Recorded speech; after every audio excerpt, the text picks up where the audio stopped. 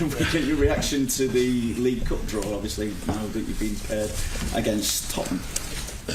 Interesting game, but I think every draw would have been interesting because I don't know if it's always the situation in England, but 4 top teams still in the draw, so there was not an easy one.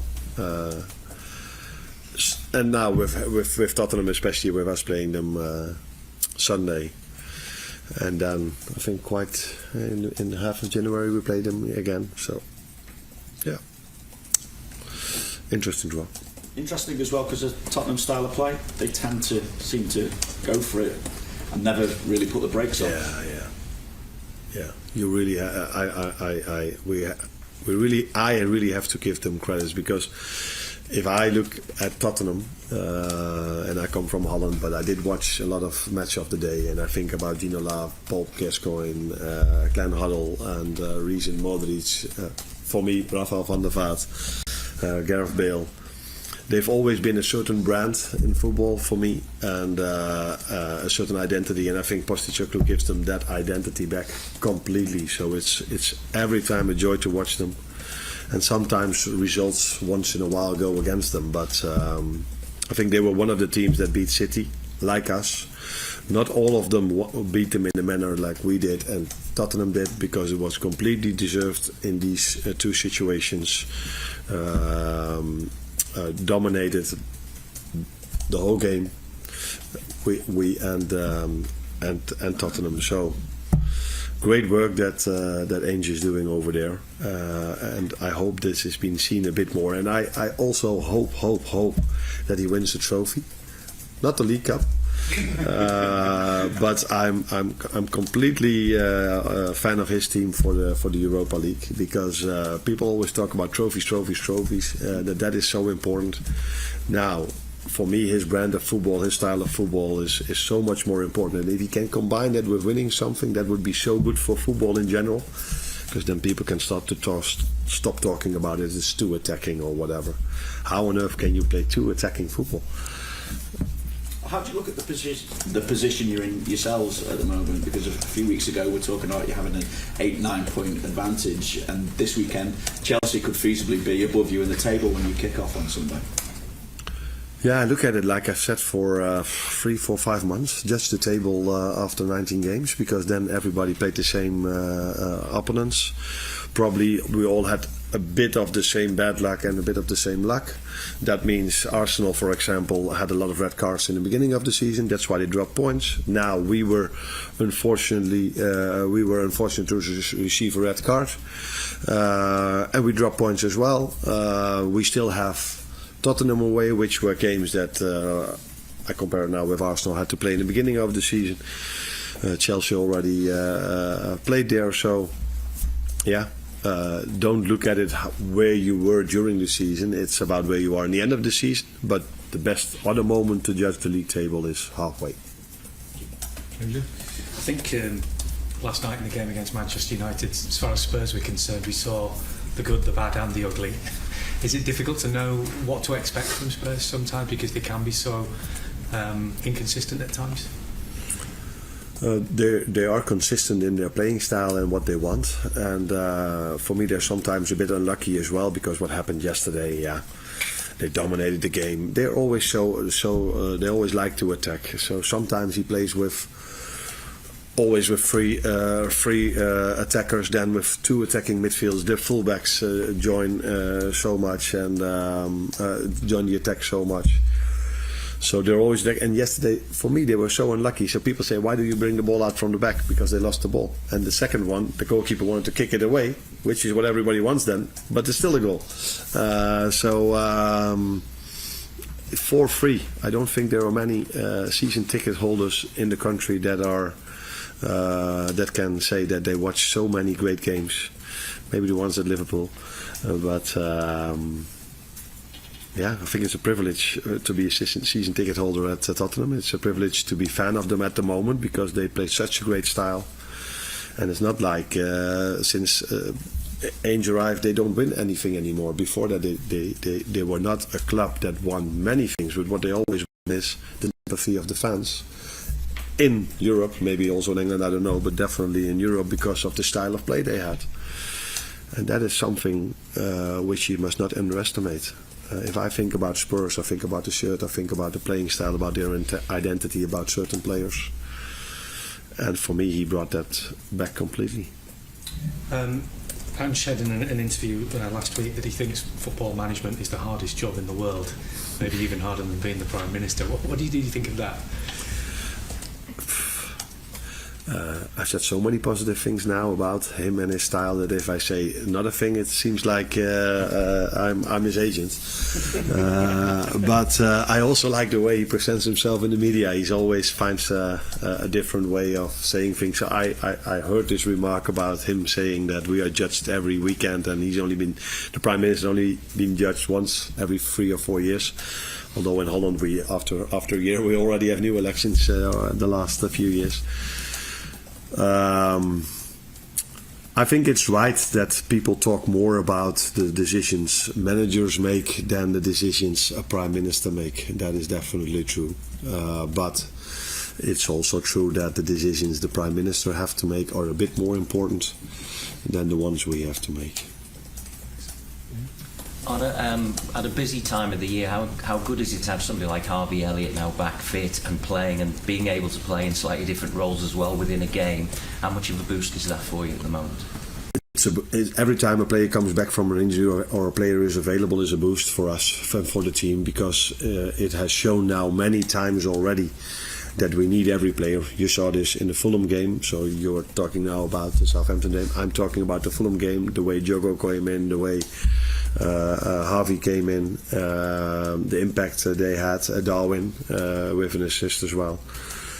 So yeah, in this league, especially if you also play Premier League and you're still in the League Cup and the second half of the season we get the FA Cup, also it's so important to have all your players back, and Harvey is one of them. And similarly, Chiesa, with more minutes for him now, is he getting stronger now, closer to where you want him to be?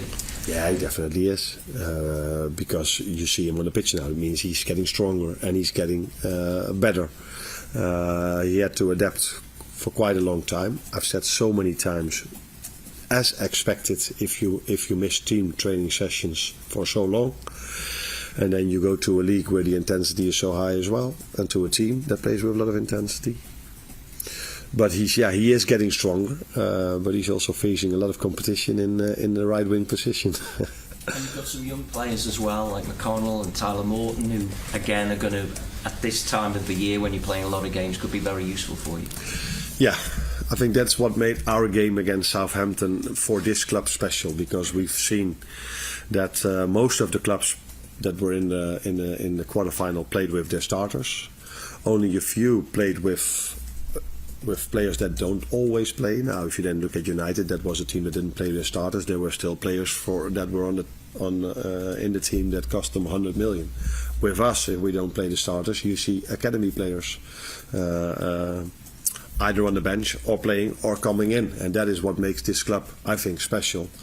That there's always room for academy players, and that's not this season. That has been at this club for so long. That if at this club we miss a few players, we take a look at our academy, and that's what is part of our identity, you could say. Arne, it feels like your in-game management has really stood out in recent weeks. Obviously a lot to do with situations you find yourself in matches, but are you asking different things, new things from the players at the moment now that you've been here a while and they're used to your overall methods? I don't think new things. I think it's constantly getting them aware of the same things and coming back to this every time. So sometimes you have a lot of attention for our attacking play, final third play or build up, and then you feel like we have to work on our defense again, and then after 3 or 4 weeks you feel like now it's time to talk about build up or a final third again. So it's just getting the message across as much as we can, because it's normal, not only with the football players but with my children as well. If you don't tell them a few things regularly enough, they tend to forget these things,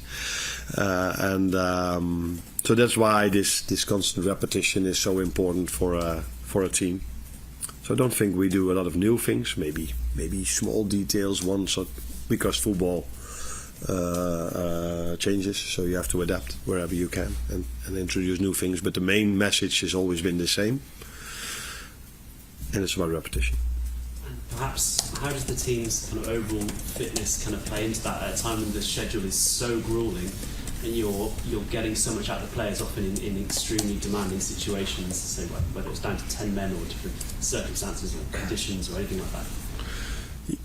And the question is? Just kind of whether the nick that the team is in at the moment is allowing you to get so much out of them at such a difficult, grueling time. Yeah, but I think that has been like this for all the months that we've worked together. We've put a lot of effort in pre-season, although many of them were not there.